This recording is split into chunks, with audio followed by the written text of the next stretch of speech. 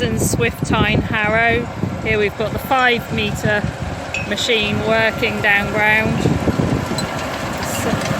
One pass cultivator, front crumblers, then a row of S-tines, and then rear crumbler rollers on the back.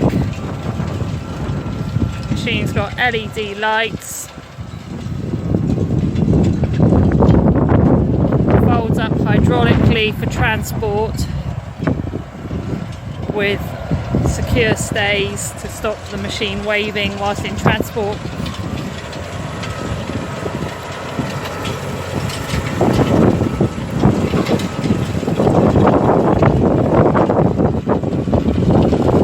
Turning the soil and making a good seed bed ready for drilling.